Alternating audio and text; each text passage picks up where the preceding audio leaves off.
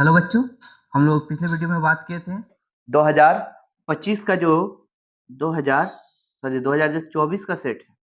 2024 और 2026 के लिए जो न्यू मॉडल सेट है, ये दोनों पे हम लोग डिस्कस किए थे। ठीक है, और उस दोनों मॉडल में किससे बात किए थे? सिर्फ और सिर्फ एमसीक्यू। हम लोग का टारगेट ही है अभी सिर्फ एमसीक्यू को क्लियर करना। ठीक है, क्योंकि आपका एग्जाम में जो है 25 फिजिक्स में आपका 25 एमसीक्यू रहेगा, तो उसको सारे क्लियर करना है। क्योंकि समझ लीजिए कि आपका जितना नंबर ऑफ एमसीक्यू सही होता है, उसी के हिसाब से आपका कॉपी भी चेक होता है। मान लीजिए किसी का 25 में 25 एमसीक्यू सही हो जाता है, तो उस टीचर पे थोड़ा अटेंशन आ जाता है कि नहीं भाई, इसका कॉपी अच्छे से चेक करे। ठीक है, तो इस चीज का ध्यान रखेंगे आप लोग। तो चलिए आज जो हम लोग 2023 के सेट को क्लियर करेंगे। ठीक है, तो देखते हैं 2023 का सेट में क्या क्या क्वेश्चन था। आप देख सकते हैं स्क्रीन पे क्या है। जैक द्वारा जारी कौन सा ईयर का है बताइए? 2023। ठीक है, तो 2023 को क्लियर करते हैं। पहले एमसीक्यू पार्ट को करेंगे, फिर अलग से वीडियो बनाएंगे जिसमें हम लोग इसका सब्जेक्टिव पार्ट को करेंगे। तो चलिए स्टार्ट करते हैं।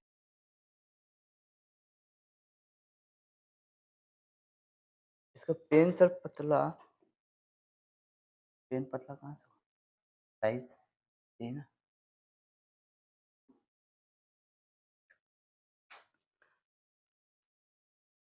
तो देखते हैं अब हम लोग इसका क्वेश्चंस क्या क्या है। ठीक है, तो एक एक करके क्वेश्चन पे सबसे पहले ध्यान रखेंगे कि पहले खुद बनाना है। ठीक है, फिर हम बताते चलेंगे। तो पहले खुद ध्यान देना है, उसके बाद आगे बढ़ेंगे।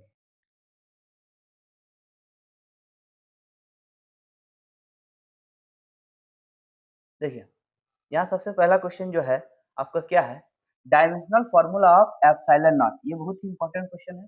ठीक है, एप्सिलॉन नॉट जिसको हम लोग परमिटिविटी बोलते हैं। ठीक है, तो परमिटिविटी का डायमेंशनल फार्मूला क्या होता है? तो सबसे पहले आपको समझना पड़ेगा कि हम लोग कूलम्ब फोर्स क्या पढ़े थे। एफ इज इक्वल टू, याद कीजिए, 1/4 pi epsilon not into Q1 Q2 upon R square. ये हम लोग पढ़े हैं। तो यहाँ पर ये एप्सिलॉन नॉट दिख रहा है ना, यही परमिटिविटी। इसका डायमेंशन कैसे निकलेगा? तो ध्यान दीजिए, 1/4 पाई एप्सिलॉन नॉट है, इसको अलग कीजिए और उधर क्या चल जाएगा? देखिए, F इंटू आर स्क्वायर और डिवाइड में क्या आ जाएगा? Q1 Q2। अब सबका डायमेंशन पुट कीजिए। फोर्स का डायमेंशन क्या होता है? फोर्स का डायमेंशन क्लास 11 से बता रहे हैं, क्या है? MLT-2। ये क्या है? डिस्टेंस। तो डिस्टेंस का क्या हो जाएगा? L square. नीचे क्या है? देखिए, चार्ज का क्या है? AT। यहाँ पुट करेंगे AT, और ये भी चार्ज है तो इसका भी क्या हो जाएगा? AT। अब इसको आप सॉल्व कीजिए। जब सॉल्व करते हैं तो क्या मिलेगा बताइए? M है तो M तो मिलेगा। ठीक है, M तो मिलेगा। फिर क्या हो जाएगा बताइए? L, यहाँ पे एक L और यहाँ पे दो, कितना हो गया? 3, L⁻3। और T देख सकते हैं आप, T यहाँ -2, और यहाँ देखिए T स्क्वायर ऊपर जाएगा तो -2 -4। और आप देख सकते हैं A और A स्क्वायर है तो A का पावर -2। लेकिन अभी आंसर आया नहीं। क्यों नहीं आया है? क्योंकि ये वैल्यू किसका है? 1/4 पाई एप्सिलॉन नॉट। 4 पाई तो छोड़ दिए नंबर से, इसको यदि आप पलटते हैं, इसको पलटते हैं, तो ये सारा का सारा वैल्यू रिवर्स हो जाएगा। दैट मीन्स जो एप्सिलॉन नॉट का वैल्यू आएगा वो क्या आ जाएगा? बोलिए, एप्सिलॉन नॉट का वैल्यू क्या आएगा? m⁻⁻1। क्या हो जाएगा बताइए? m⁻⁻1, L⁻−3, T⁻4 and A⁻2। तो आप देख सकते हैं क्या है बताइए? ऑप्शन ढूंढिए, कहां पर है? m⁻−1। पहले तो ये और ये कैंसिल होगा क्योंकि देख रहे हैं हमको पावर 1 है, गलत हो गया। यहाँ पे क्या हो गया? m⁻−1, L⁻−3, 2⁴ और A⁴2। कहां पर है? ठीक है, तो ये हम लोग का सही आंसर है। ठीक है, परमिटिविटी हिंदी को हम लोग क्या कहते हैं? हिंदी में परावैद्युतांक कहते हैं। ठीक है, परावैद्युतांक कहते हैं। तो एप्सिलॉन नॉट का विमीय सूत्र हो गया आपका ये m⁻−1। इसको ध्यान में रखिए, इसको रट लीजिए, है ना? m⁻−1, L⁻−3, T⁻4 और A⁻2। ठीक है, याद रखिएगा, -1 3 4 2, खाली इसको ध्यान रखिएगा। ठीक है, माइनस ये माइनस माइनस, -1 -3 4 2, -1 -3 4 2। ठीक है, ये पूछता है, तो ध्यान रखिए। सेकंड क्वेश्चन पे आते हैं। कह रहा है according to Gauss's law of electrostatics. Electrostatics का गॉसेस लॉ क्या कहता है? तो आपको पता होना चाहिए गॉसेस थ्योरम क्या कहता है। याद कीजिए, गॉस थ्योरम क्या कहता है कि टोटल जो इलेक्ट्रिक फ्लक्स होगा क्लोज सरफेस से होते हुए वो कितना हो जाएगा? Q/ε। अब ढूंढ लीजिए कहां पर है। ठीक है, तो कौन सा हो जाएगा बच्चों, ये सही आंसर है। ठीक है, गॉस के इलेक्ट्रोस्टैटिक नियम के अनुसार क्या कहता है, phi equal to q by epsilon. अगला क्वेश्चन पे चलते हैं, एकदम खटाखट करते हैं क्योंकि समय बहुत कम है, वरना बहुत ज्यादा है। ध्यान दीजिए क्या है, कह रहा है the number of electrons for 2 coulomb of charge, ये दे दिया था 2023 का सेट में, और सेम टू सेम क्वेश्चन है 2022 का सेट में। ठीक है, तो इस बात का ध्यान रखिए। ठीक है, 2 कूलम्ब ऑफ चार्ज में कितना इलेक्ट्रॉन होता है। देखिए आपको कितना भी दे, समझिए बात को समझिए कि Q इक्वल टू आपको कितना दिया है, 2 कूलम्ब है ना, n आपको फाइंड आउट करना है, n तो कुछ नहीं करना, आपको पता है Q इक्वल टू क्या होता है बताइए, n ही, तो n इक्वल टू क्या हो जाएगा, Q अपॉन E। आपको इसी फॉर्मूला में बैठाना है हमेशा, इसी फॉर्मूला पे आपको बैठाना है। Q बोले तो 2 कूलम्ब और 1 इलेक्ट्रॉन का चार्ज बोले तो 1.6 और 10 टू द पावर माइनस 19, क्या हो जाएगा बताइए, यहाँ से पॉइंट हटाएंगे, अब 20 को आप 16 से डिवाइड कीजिए, 16 1 जा 16 हो गया, फिर बचेगा कितना 4, 16 2 जा 32 और फिर 16 5 जा 80, 1.25, 10 टू द पावर माइनस 19 ऊपर जाएगा तो 10 टू द पावर 19, इतने इलेक्ट्रॉन आ रहे। अब ऑप्शन ढूंढिए कहाँ पर है, 1.25 10 to the power 19, option number 2। ठीक है, 2 कूलम्ब आवेश के लिए इलेक्ट्रॉन की संख्या कितनी हो जाएगी, 1.25 10 टू द पावर 19 कूलम्ब। आगे बढ़ते हैं, आगे बढ़ते हैं।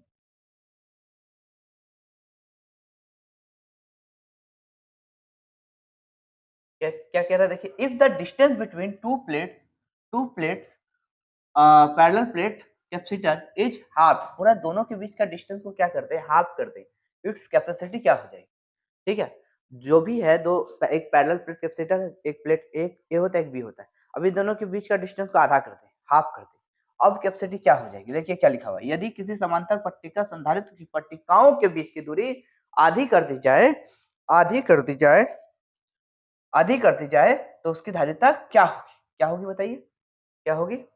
देखिए समझिए, पहले तो आपको धारिता का फॉर्मूला पता होना चाहिए, C इक्वल टू क्या होता है बोले, बोलिए epsilon naught A by D। अब यदि हम इसको ही आधा करते, इसको आधा कर देंगे तो ये ऊपर चढ़ जाएगा और क्या हो जाएगा, डबल, क्या हो जाएगा, डबल हो जाएगी, इंक्रीजेज 2 टाइम्स, डबल हो जाएगी। ठीक है, जैसे उसको हम आधा करेंगे, डिस्टेंस कम कैपेसिटी ज्यादा।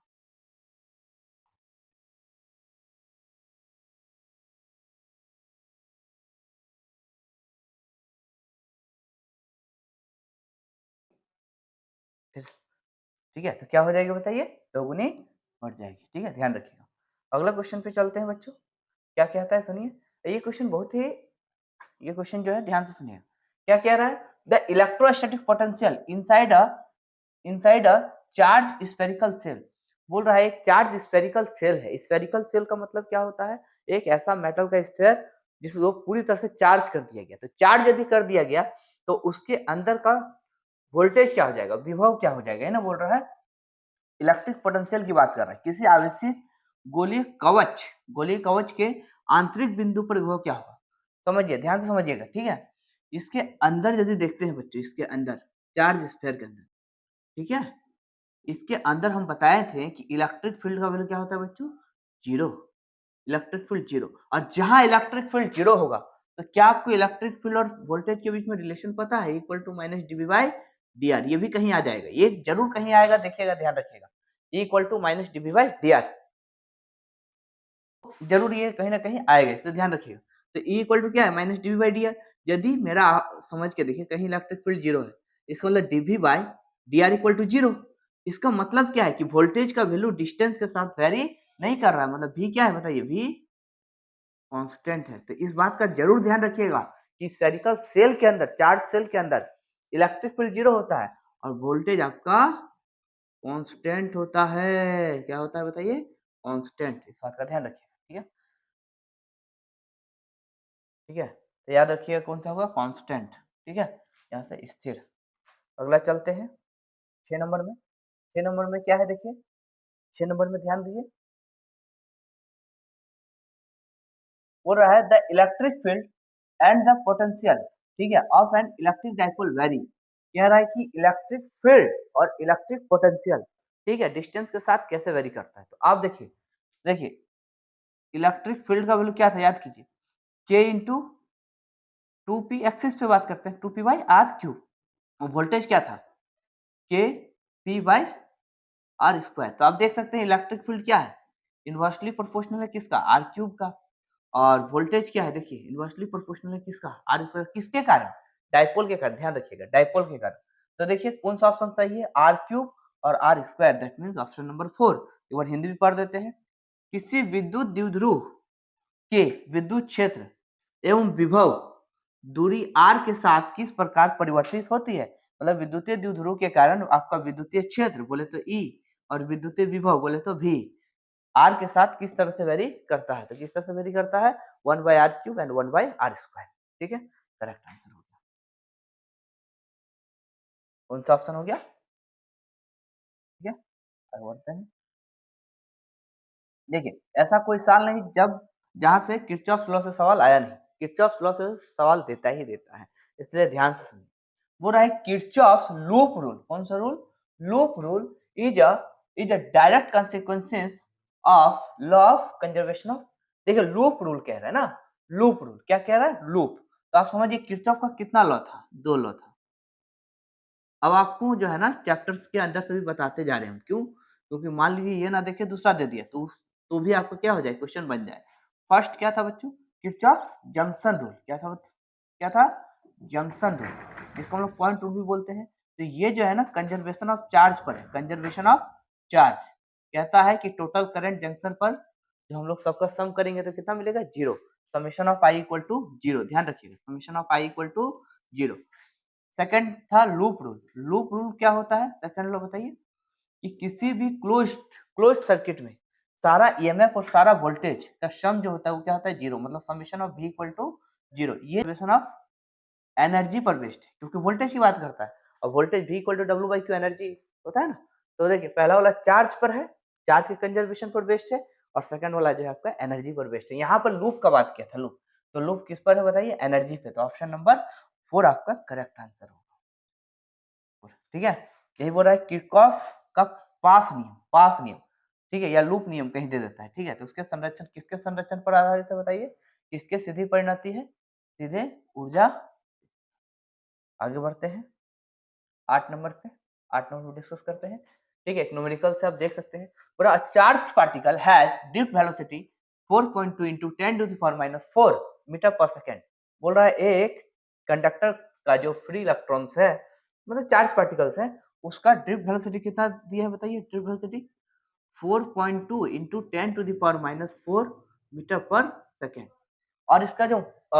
इन इलेक्ट्रिक फील्ड ऑफ कितना इलेक्ट्रिक फील्ड का वैल्यू दे दिया है कितना 2 into 2.1 into 10 to the power minus 10 volt per metre अब इसका मोबिलिटी क्या है समझिए बात को समझिए कह रहा है कि विद्युत क्षेत्र इतना आपका इलेक्ट्रिक फील्ड इतना है ठीक है में एक आवेशित कण का अपवाह वेग मतलब ड्रिफ्ट वेलोसिटी कितना है 4.2 into 10 to the power minus 4 metre पर सेकंड है कण की गतिशीलता होगी गतिशीलता मतलब मोबिलिटी होगी तो आपको पता होना चाहिए मोबिलिटी क्या होता है म्यू इक्वल टू बताइए vd अपॉन ई vd अपॉन ई ठीक है ऊपर में आप वेलोसिटी लगा दीजिए वेलोसिटी लगा दीजिए नीचे में इलेक्ट्रिक फील्ड लगा दीजिए तो जितना होगा तो समझ के देखिए आपको कभी कभी क्या होता है ना आपको क्वेश्चन देख के भी कभी कभी अंदाजा लगाना चाहिए कि इसका डबल है करीबन कुछ कुछ आंसर आएगा ठीक है तो क्या होगा बताइए 4.2 into 10 to the power minus 4 और ये बताइए क्या हो जाएगा 2.1 into 10 to the power minus 10 ठीक है अब आप ही बताइए इसका डबल कर देंगे तो यहाँ क्या हो जाएगा 2 तो पूरा पूरी आ गया क्या 2 और 10 का पावर देखिए ये ऊपर जाएगा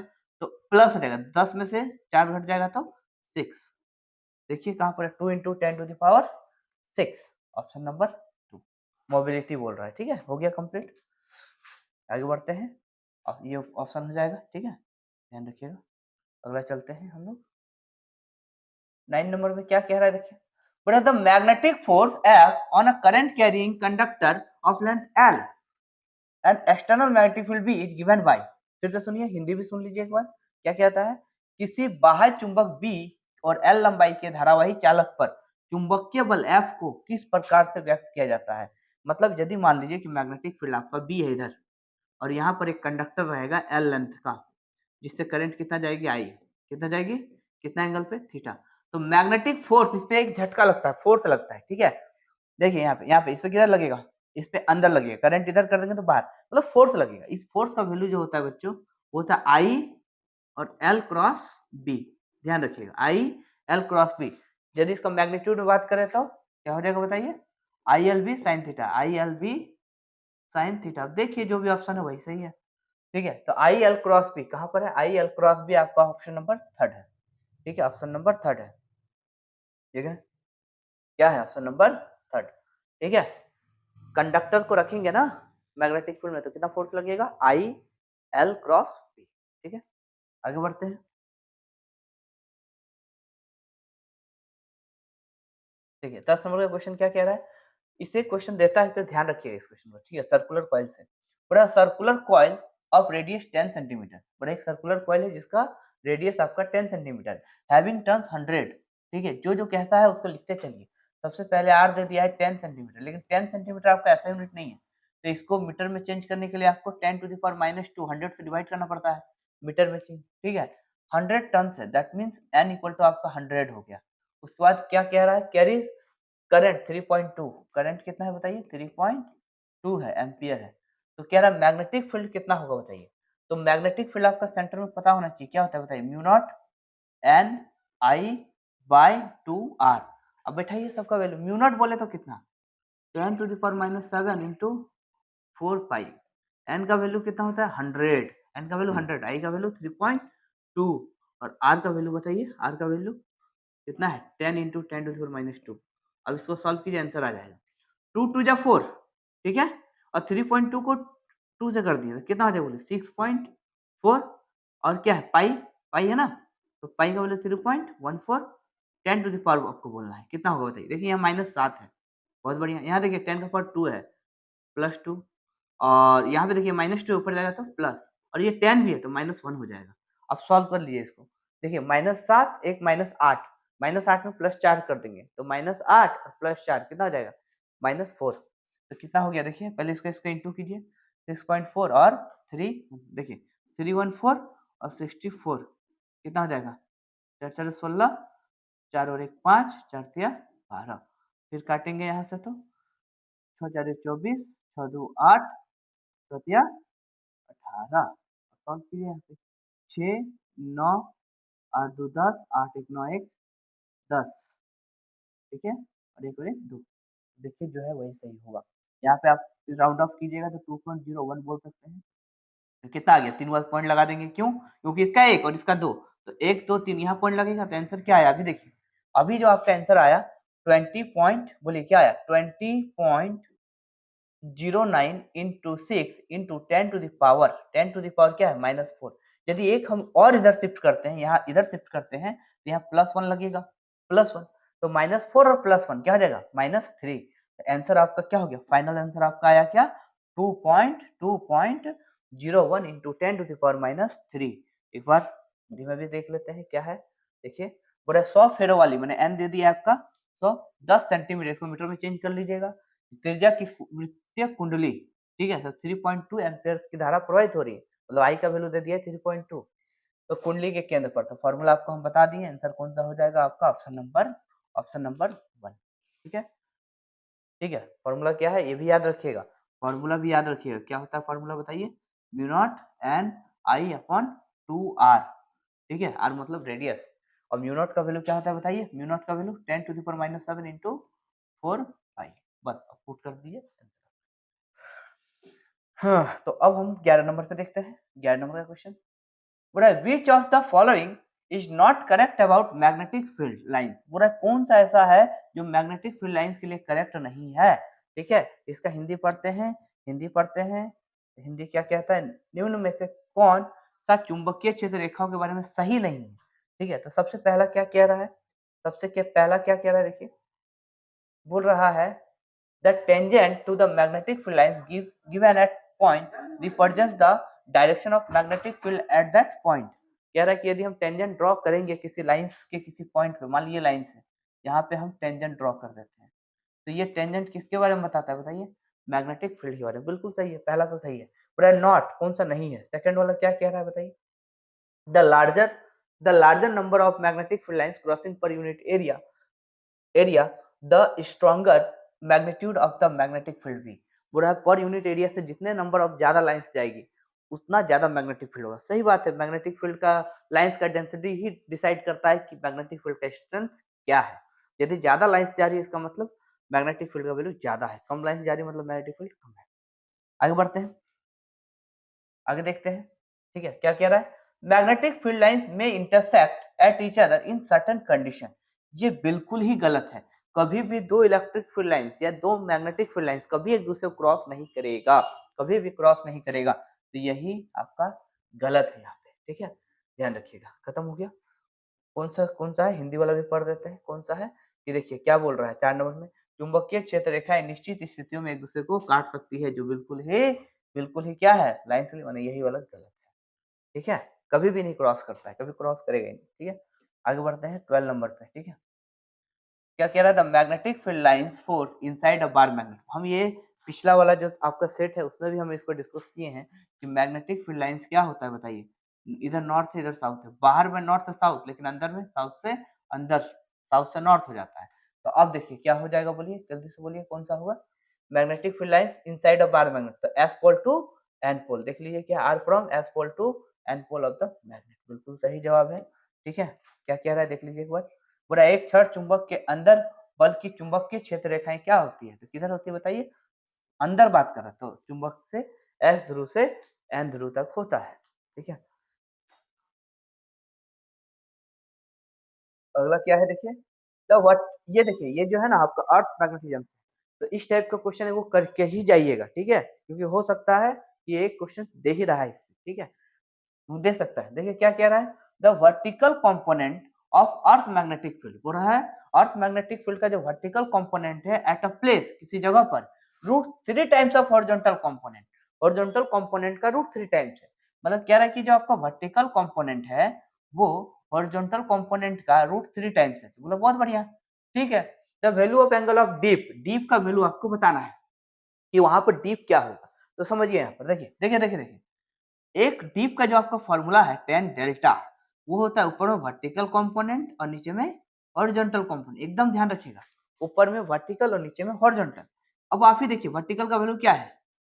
रूट थ्री बी एच, और नीचे में भी क्या है? B H. बी एच और बी एच कैंसिल आउट, क्या हो गया? Root three. और रूट थ्री कहाँ पर होता है? Ten 60 degree. बहुत सिंपल है, बहुत सिंपल। तो टेन डेल्टा का वैल्यू कितना आ गया बताइए? 60 डिग्री। अब आपको हम एक ऐसा बताएंगे ना जिसमें एकदम क्लियर कर ही लीजिएगा, इसलिए ध्यान दीजिए। 60 डिग्री कहाँ पर है देखिए ना। ठीक है, देखिए देखिए देखिए देखिए, कह रहा है हिंदी भी देख लीजिए, किसी स्थान पर पृथ्वी का चुंबकीय क्षेत्र ऊर्ध्वाधर घटक, ऊर्ध्वाधर मतलब वर्टिकल कंपोनेंट, क्षैतिज घटक का रूट थ्री गुना है। ठीक है, तो बोल रहा है उस स्थान पर नमन कोण मतलब डीप, ठीक है, क्या होगा? नमन कोण क्या होगा? तो याद रखिए 60 डिग्री। आपको भी हम बता देते हैं, एकदम आपका क्लियर हो जाएगा। देखिए ध्यान से, ये मान के चलिए अर्थ है, अर्थ है ना। ठीक है, ये आपका इक्वेटर होता है। क्या होता है? इक्वेटर। इक्वेटर मतलब विषुवत हिंदी में बोलते हैं, इसको हम लोग पोल बोलते हैं। अब देखिए कितना आसानी से आप क्लियर कीजिएगा, ध्यान दीजिए। यहाँ पर इक्वेटर पे क्या होता है? डेल्टा का वैल्यू 0 डिग्री नहीं है, सिंपल। देखिए हॉरिजॉन्टल है तो 0 डिग्री, यहाँ पर कितना हो जाएगा डेल्टा का मान? 90 डिग्री, है ना। यदि ये भी पूछ सकता है कि इक्वेटर पे कितना? 0, पोल ध्रुव में कितना? 90। बहुत सिंपल है। ठीक है, पोल पे बताइए 90 और इक्वेटर पे कितना? 0। एक तो हो गया, इक्वेटर पे 0 और पोल पे 90, एक तो हो गया क्लियर। ठीक है, यहाँ पर देखिए, यहाँ पे वर्टिकल कंपोनेंट 0 हो जाएगा, क्योंकि आपको अभी बताया था टेन डेल्टा का वैल्यू क्या होता है बताइए? वर्टिकल, और ये हॉरिजॉन्टल, आपको पता भी होगा पी बाई बी। ठीक है, पी बाई बी मतलब परपेंडिकुलर बाई। ठीक है, अब एक चीज ध्यान दीजिए, तो यहाँ पर vertical component 0, horizontal component maximum क्या होता है? मैक्सिमम। ठीक है, बीच में यदि जाए, बीच में जहाँ 45 डिग्री होगा, क्या होगा? डेल्टा जहाँ पे क्या होगा? 45 डिग्री, दोनों सेम रहेगा, वर्टिकल भी और हॉरिजॉन्टल भी। यदि हम यहाँ से 30 पे जाए, 30 पे, डेल्टा कहाँ पर बताइए? 30 डिग्री। तो यहाँ पर हॉरिजॉन्टल का जो वैल्यू होगा वो वर्टिकल का रूट थ्री टाइम्स होगा, माने वर्टिकल से ज्यादा होगा। लेकिन यदि हम 60 पे जाएं, 60 पे, 60 पे, तो यहाँ पर क्या हो जाएगा बताइए कि वर्टिकल का वैल्यू हॉरिजॉन्टल से रूट थ्री टाइम्स हो जाएगा, रूट थ्री टाइम्स हो जाएगा। अब ये आप ध्यान से में रखिए, क्या बोले जल्दी बताइए। पोल पे 90 और इक्वेटर पे 0, क्लियर है। 45 पे क्या होगा? 45 पे क्या होगा? Vertical horizontal same. यदि हम पोल पे बात करें तो पोल पर वर्टिकल मैक्सिमम चला जाएगा और हॉरिजॉन्टल 0। क्या समझ रहे हैं बताइए? क्या समझे? क्या समझे बताइए? कि इक्वेटर पे वर्टिकल का मान नहीं होगा तो 0 हो गया। अब जैसे जैसे ऊपर जाएगा वैसे वैसे हॉरिजॉन्टल का वैल्यू क्या होगा? डाउन होगा। और किसका वैल्यू ज्यादा होगा? वर्टिकल का। यहाँ पे जाके वर्टिकल मैक्सिमम, ठीक है, बीच में दोनों सेम। 60 पे वर्टिकल का वैल्यू हॉरिजॉन्टल से √3 टाइम्स 30 पे क्या होगा हॉरिजॉन्टल का वैल्यू वर्टिकल से √3 टाइम्स। क्लियर। इससे यदि कोई भी क्वेश्चन देता है डीप से तो आप क्लियर कर सकते हैं। ठीक है। 14 नंबर क्या कह रहा है, बोले the magnetic flux linked with a coil n turns, कितना turns n turns, area of cross section A बोल रहा है, ठीक है, area of cross section A held with plane parallel to the field, ठीक है, बोल रहा सरफेस जो है ना वो पैरेलल है, फील्ड के पैरेलल है। तो बताइए क्या बोल रहा है, मैग्नेटिक फ्लक्स कितना जाएगा ना, तो मैग्नेटिक फ्लक्स का फॉर्मूला आपको पता होना चाहिए, क्या होता है, एन बी ए और कॉस थीटा, ठीक है। अब यहाँ पर जो सरफेस है वो क्या कह रहा है कि plane it's held with its plane parallel to the field, मान लीजिए इधर है, ऐसा है ना, ऐसे है, और जो सरफेस है वो क्या है, इस पर पैरेलल है, पैरेलल माने ऐसे है, ठीक है, जैसे समझिए ऐसे कि इधर जा रहा है, ऐसे ऐसे ऐसे फील्ड है और सरफेस कैसा है, ऐसे पैरेलल है इसी। तो अब सरफेस, इस सरफेस का मुंह किधर है, ऊपर है ना, तो फील्ड लाइंस इधर है और मुंह इधर है, तो कितना एंगल हो गया, 90 डिग्री। तो क्या हो गया बताइए, एन बी ए कॉस 90, कॉस 90 का वैल्यू क्या हो जाएगा, 0, इसलिए पूरा का पूरा कहानी 0 हो जाएगा।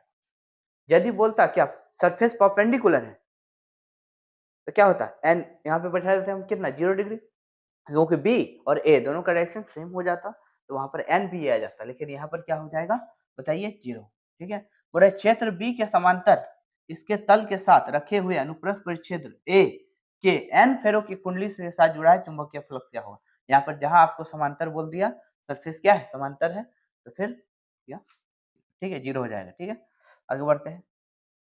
बोल रहा है the direction of induced current induced, ठीक है, in a wire moving in a magnetic field. बोल रहा है कि एक वायर है जो मैग्नेटिक फील्ड में क्या हो रहा है, मूव कर रहा है, तो उसमें जो करंट बनेगा उसका डायरेक्शन फाइंड करने के लिए किसका इस्तेमाल करते हैं, तो आपको हम बताए थे उसका डायरेक्शन फाइंड करने के लिए फ्लेमिंग राइट हैंड रूल का इस्तेमाल करते हैं। ठीक है, ये हम लोग पिछले वीडियो में भी देख चुके हैं, एगो लेंस लॉ बताए थे और एगो आपको फ्लेमिंग राइट हैंड रूल, तो ये हो जाएगा यहाँ पे फ्लेमिंग राइट हैंड रूल। ठीक है, उसके बाद देखिए इसका हिंदी में देख लीजिए, बोले किसी चुंबकीय क्षेत्र में गतिमान तार से प्रेरित धारा धारा की दिशा ज्ञात करने के लिए किसका प्रयोग होता है, फ्लेमिंग के दाएं हाथ का नियम, राइट हैंड रूल। ठीक है, कितना क्वेश्चन हो गया हम लोग का बच्चों, कितना क्वेश्चन हो गया बच्चों, हम लोग का 15 क्वेश्चन, ये 16 नंबर का क्वेश्चन है। देखिए if number of turns in primary and secondary coils is increases 2 times, क्या कह रहा है, देखिए the number of turns in primary and secondary coils is increase 2 times, मतलब डबल। म्यूचुअल इंडक्टेंस क्या होगा, आपको म्यूचुअल इंडक्टेंस का फॉर्मूला याद रखना है। ठीक है, क्या होता है, देखिए म्यू नॉट होता है, और खाली आपको याद भी नहीं रखिएगा तो भी चलेगा, सिर्फ इतना याद रखिए कि N1 N2 यहाँ पर आता है, तो N1 N2 मतलब पहला प्राइमरी कॉइल का भी टर्न्स पे डिपेंड करता है और सेकेंडरी का भी। तो आप सोच के देखिए कि इसको हम डबल कर दिए, इसको भी डबल कर दिए, तो 2 2 जा 4, कितना टाइम्स हो जाएगा, 4 गुना। सुन लीजिए, एक प्राथमिक एवं द्वितीयक कुंडलियों में फेरों की संख्या प्रत्येक में 2 गुना बढ़ जाती है, प्रत्येक में क्या हो जाती है, 2 गुना हो जाती है, मतलब डबल हो जाती है। तो अन्योन्य प्रेरण मतलब म्यूचुअल इंडक्टेंस कितना हो जाएगा बताइए, कितना हो जाएगा, 4 गुना, क्योंकि दो दो दोनों में बढ़ेगा तो डबल हो जाएगा। ठीक है, मतलब 4 गुना हो जाएगा। ठीक है,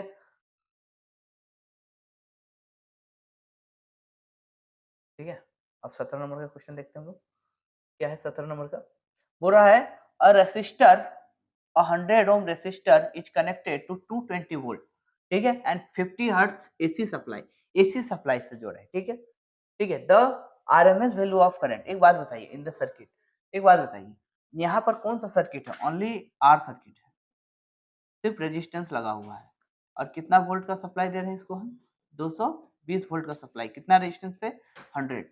तो आर सर्किट के लिए इसका कोई काम है, इससे इसका कोई मतलब नहीं। आई आरएमएस का वैल्यू यदि हम निकालें तो क्या होगा, सिंपल, V अपॉन आर, तो ऊपर में हो गया 220 और नीचे में हो गया 100, तो यहाँ पे क्या हो गया, 1 0 आप काट दिए, आंसर आ गया 2.2 एम्पियर, 2.2 एम्पियर होगा सही आंसर, ऑप्शन नंबर थर्ड। ठीक है, सुन लीजिए, बोला एक 100 ओम के प्रतिरोधक को 220 वोल्ट और 50 हर्ट्ज की एसी सप्लाई से जोड़ा जाता है। ठीक है, तो परिपथ में धारा का वर्ग माध्य मूल्य क्या होगा, तो बस V/R कर देना है आपको और आंसर आ जाएगा 2.2।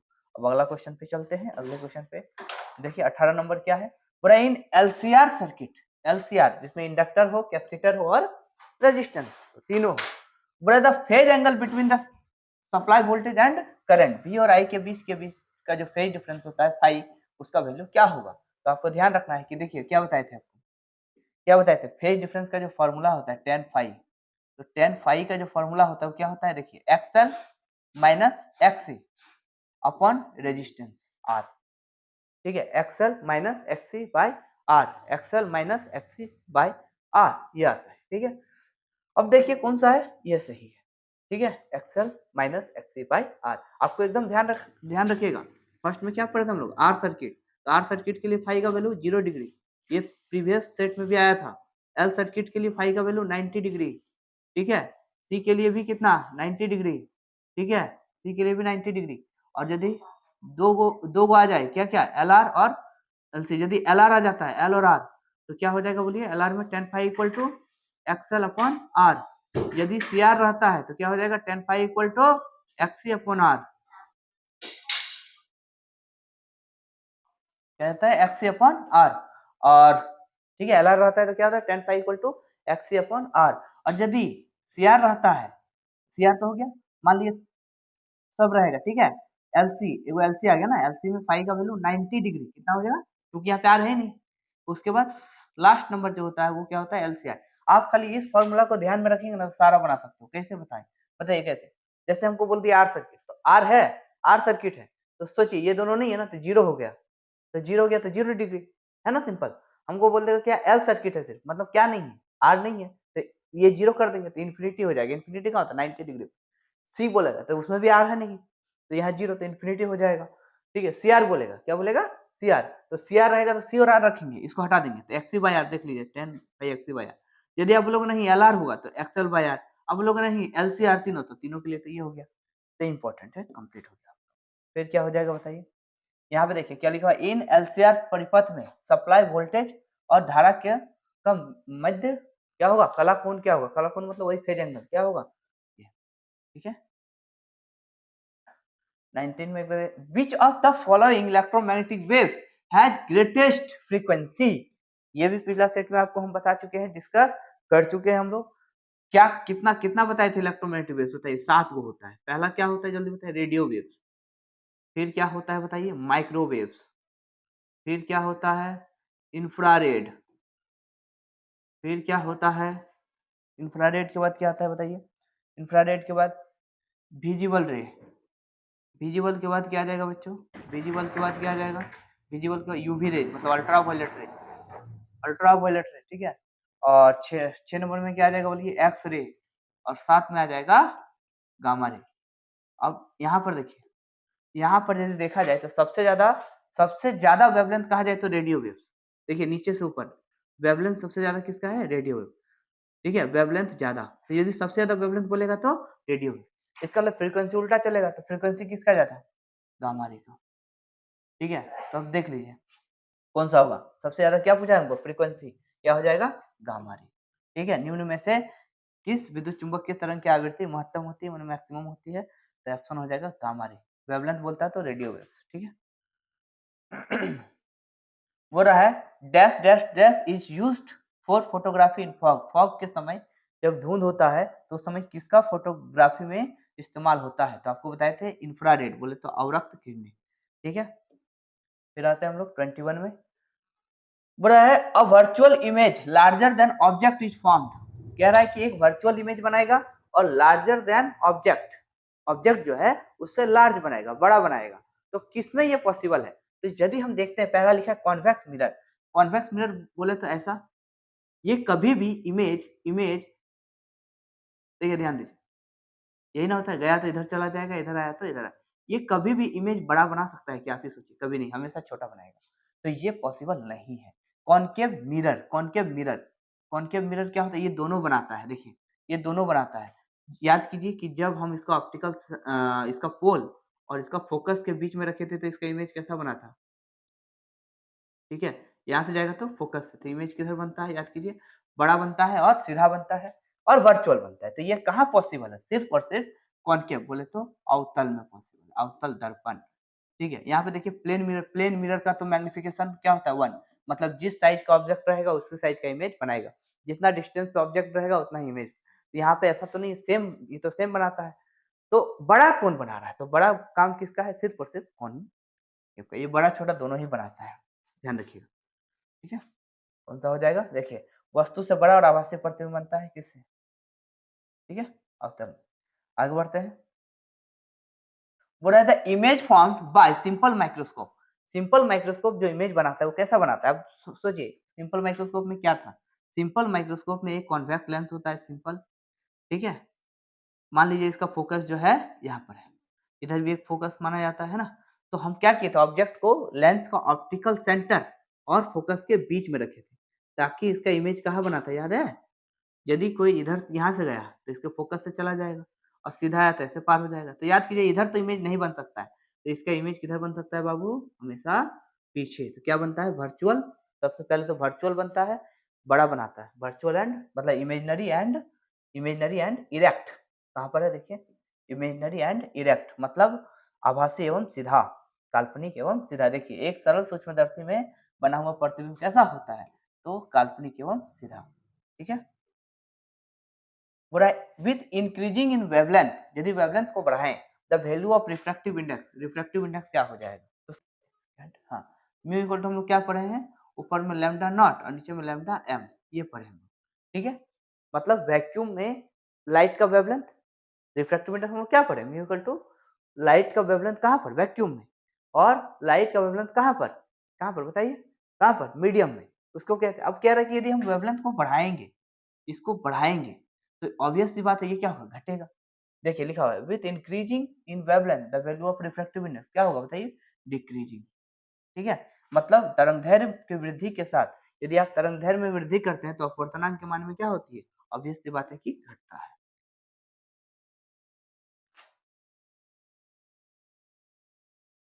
देखिए 24 number, the concept of secondary wavelets was given by. पूरा सेकेंडरी वेवलेट्स के बारे में किसने बताया था? तो आप लोग को हम बताए थे, आप लोगों को बताए थे क्या कि आपका सेकेंडरी वेवलेट्स हो, चाहे वेव थ्योरी ऑफ लाइट हो, चाहे वेव फ्रंट हो, सबके बारे में बताने वाला कौन है? सिर्फ और सिर्फ हाइजेन। कौन है? हाइजेन। तो याद रखिएगा, द्वितीयक तरंगिकाओं की अवधारणा किसने दी थी? किसने दी थी बताइए? हाइजेंस ने। किसने दी थी? हाइजेंस ने। ठीक है, हाँ, अब एक क्वेश्चन है, एक और है, ध्यान से देखिए। बोला टू वेव्स, इसको ध्यान से देखिएगा। बोला two waves whose intensities are in the ratio of 9 and 9:1।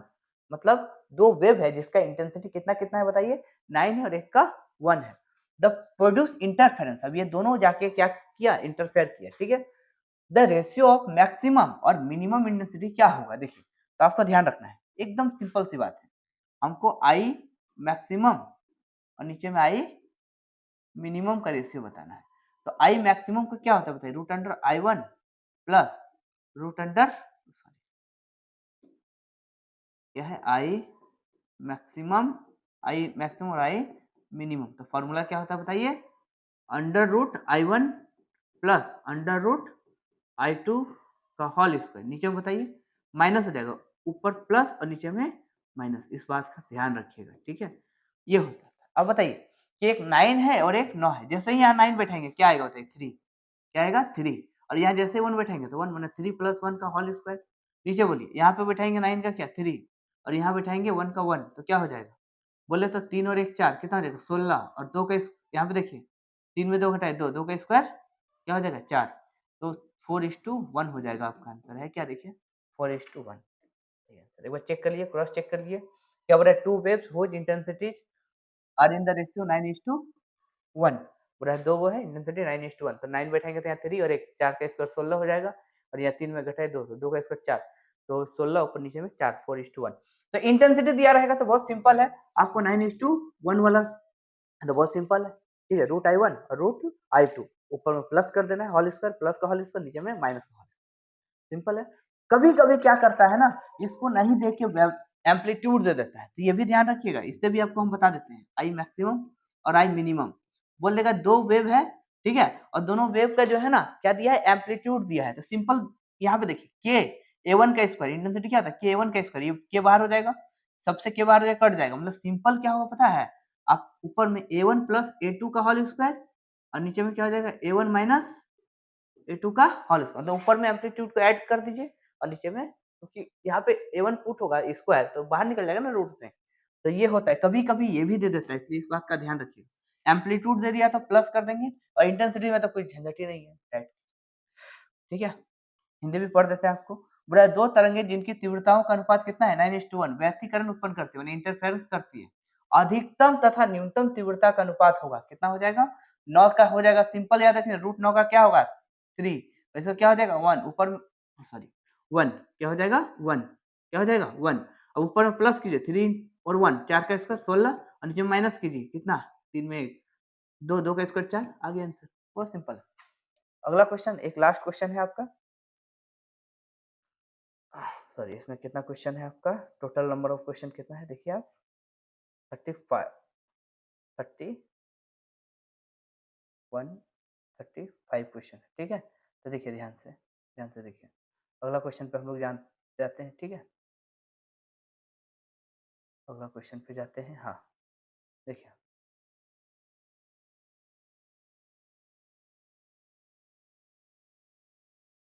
ये तो हो गया 26 पे, 26 पे देखिए क्या है, पूरा अरे बोल रहा है अरे of light incident on a glass plate, ठीक है, at an angle of 60 degree, 60 degree के साथ, if the reflected and refracted ray are mutually perpendicular, बोल रहा है जो रिफ्लेक्टेड हुआ उसके बीच का एंगल कितना है बताइए 90 डिग्री, मतलब परपेंडिकुलर, देन रिफ्रैक्टिव इंडेक्स क्या होगा ऑफ द मटेरियल, ठीक है, ध्यान दीजिए। तो कह रहा है कि एक मीडियम है जिसमें जब लाइट आया, ठीक है, ग्लास प्लेट है, जब आया तो कह रहा है कि इसका जो जाना चाहिए था इधर, बड़ा इसका रिफ्रैक्टेड रे और रिफ्लेक्टेड रे के बीच में 90 डिग्री है, मतलब पोलराइजेशन हुआ है। तो पोलराइजेशन में इसको हम लोग बोलते हैं ब्रिस्टर्स एंगल या फिर पोलराइजिंग एंगल, और पोलराइजिंग एंगल का हम बताए थे टेंजेंट जो होता है tan थीटा, वो रिफ्रैक्टिव इंडेक्स के बराबर होता है। तो ग्लास यहाँ पे देखिए, यहाँ पर कितना है उसका एंगल 60 डिग्री, ये हो गया आपका 60 डिग्री, तो tan 60 का वैल्यू बताइए क्या होता है, क्या होता है जल्दी बताइए, √3, क्या होता है √3, ठीक है। तो √3 कहाँ पर है, ये वाला, ठीक है। क्या है देखिए, कांच की पट्टिका पर प्रकाश की किरण 60 डिग्री का कोण परावर्तित होती है, यदि परावर्तित प्रकाश और अपवर्तित प्रकाश एक दूसरे के लंबवत हो तो पदार्थ का अपवर्तनांक कितना हो जाएगा √3, tan 60 कर देना है, ठीक है।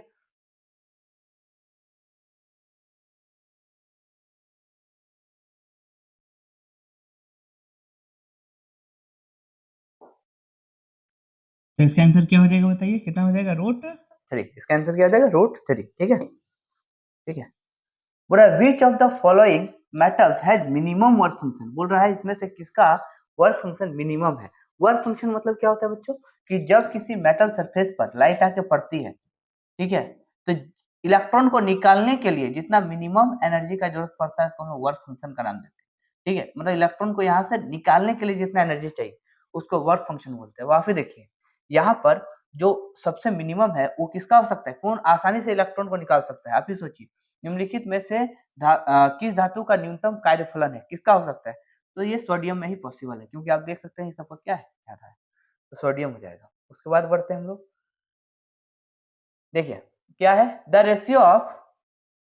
ratio of de Broglie wavelength associated with two electrons accelerated by 25 volt and 36 volt, ये सेम क्वेश्चन हम लोग का पिछला सेट में भी था, ठीक है। बोल रहा है इलेक्ट्रॉन है वो एक बार 25 वोल्ट पे एक्सेलरेट हो रहा है और एक बार किस पे हो रहा है 36 वोल्ट पे, तो कह रहा है कि आपका जो वेवलेंथ का रेशियो होगा वो क्या होगा, देखिए तो आपको बताए थे हम क्या, λ1 बाय λ2 इक्वल टू क्या, ऊपर में हो जाएगा V2 और नीचे में हो जाएगा V1, ऊपर क्या पुट कर देंगे बताइए, ऊपर में ये आपका है V2 और ये आपका है V1, ठीक है, तो कुछ नहीं आपको कर देना है ऊपर में 36 और नीचे में कर देना है 25, बोले तो 6:5, 6:5 हो जाएगा आपका आंसर, ठीक है।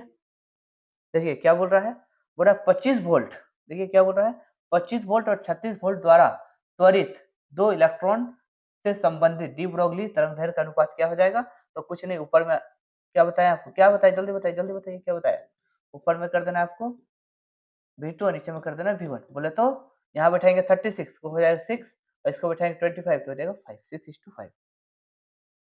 कह रहा है कि Bohr model of the Bohr model of atom क्या कहता है, बोर का थ्योरी में कितना पॉइंट आपको लिखवाए थे हम? 6 पॉइंट। कितना बताए थे? 6। ठीक है? पहला पॉइंट क्या बताए थे आपको कि जो एटम होता है वो 10 to the power minus 10 metre का एक क्या होता है? स्फीयर होता है, जिसका सारा का सारा मास और सारा का सारा पॉजिटिव चार्ज उसके न्यूक्लियस पे होता है। पहला बताए थे। सेकंड बोले थे कि इसका जो साइज़ जो इलेक्ट्रॉन होता है, वो न्यूक्लियस के चारों ओर क्या होते हैं? रिवॉल्व करते हैं। थर्ड क्या बताए थे कि यहाँ पर जो रिक्वायर्ड सेंट्रीपिटल फोर्स होता है, वो कौन देता है? न्यूक्लियस और इलेक्ट्रॉन के बीच लगने वाला सेंट्रीपिटल फोर्स। ठीक है? फिर हम क्या बोले थे? 2 बोले थे बहुत इंपॉर्टेंट है, क्या? एक बताए थे कि इलेक्ट्रॉन उन्हीं ऑर्बिट्स में रिवॉल्व करता है जिसका एंगुलर मोमेंटम nh/2 पाई के बराबर होता है, मतलब क्वांटाइज्ड होता है, क्वांटाइज्ड। मतलब फर्स्ट वाला में n 1 बैठाएँगे, सेकंड वाला का 2 बैठाएँगे, है ना? और एंगुलर मोमेंटम का फॉर्मूला क्या होता है बताइए? mpry = nh/2 पाई। अब कह रहा है कि बताइए बोर एटॉमिक मॉडल जो आपका है, ठीक है? बोर एटॉमिक मॉडल वो क्या है? और एगो लास्ट बताए थे कि इलेक्ट्रॉन जब जंप करता है हाई एनर्जी ऑर्बिट से कहाँ? लो एनर्जी ऑर्बिट, तब वो इलेक्ट्रॉन एनर्जी एमिट करता है in the form of photon. ठीक है? तो बताए थे E2 - E1 होगा तो HNU के फॉर्म में आएगा, ये भी बताए थे। ठीक है? ये भी बताए थे और हो गया कंप्लीट, यही था। और बताए थे कि जब वो अपने ऑर्बिट में घूमता है तब एनर्जी रिलीज़ नहीं करता, यही था। अब देखिए कौन-सा सही है, यहाँ पे देख के आपको बताना है। तो बोल रहा है bore assumes that angular momentum of electron is quantized, बिल्कुल सही जवाब है, फर्स्ट में ही ऑप्शन आपका मिल गया। क्या बोल रहा है? क्या 31 का क्वेश्चन क्या है देखिए, mean life of radio active sample is 100 second. बोल रहा है कि एक रेडियो एक्टिव सैंपल है जिसका हम देखें मीन लाइफ जो है वो 100 सेकेंड है, तो इसका हाफ लाइफ क्या होगा? ठीक है? तो टी टी आपका जो क्या होता है? टी जो टोटल जो होता है टोटल, ठीक है? टोटल टी क्या होता है बताइए? टी हाफ बाय 0.693 ये आपका वैल्यू, ठीक है? ये फॉर्मूला है कि टोटल जो एवरेज लगेगा वो क्या लगेगा? हाफ और नीचे में 0.693। अब यहाँ पर जो पूरा एवरेज वैल्यू दिया है वो कितना दिया है? 100। कितना दिया है? 100 और ये टी हाफ है। आप ही सोच के देखिए कि इसको यदि हम उधर लेके जाते हैं, इंटू कर देते हैं तो हाफ कितना आ जाएगा बोलिए? 100 से इंटू कर देंगे तो 100 से इंटू कर देंगे 69.3 सेकंड। देखिए 69.3 सेकंड, ये हो गया सही आंसर। क्या कह रहा है? एक रेडियो एक्टिव की औसत आयु 100 सेकंड है, ठीक है? पूरा, तो उसकी अर्ध आयु क्या होगी? तो सिंपल आपको बता दिया, अर्ध माने आधा टूटने में कितना टाइम लगेगा? यदि पूरा आपका 100 में टूट जाता है, 100 सेकंड, तो आधा टूटने में क्या समय लगेगा? तो क्या लगेगा? 69.3।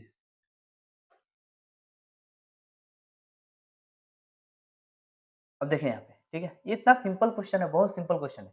बोल रहा है 88।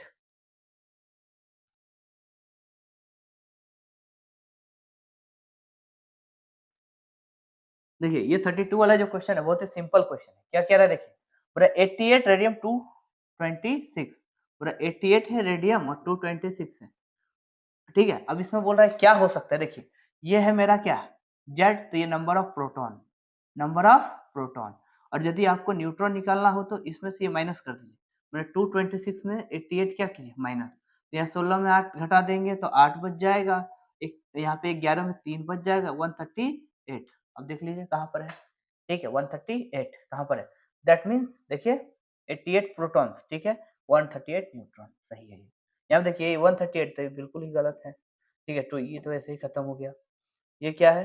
ये भी गलत हो गया। तो कौन-सा सही है? ऑप्शन नंबर 2, 32 हो गया।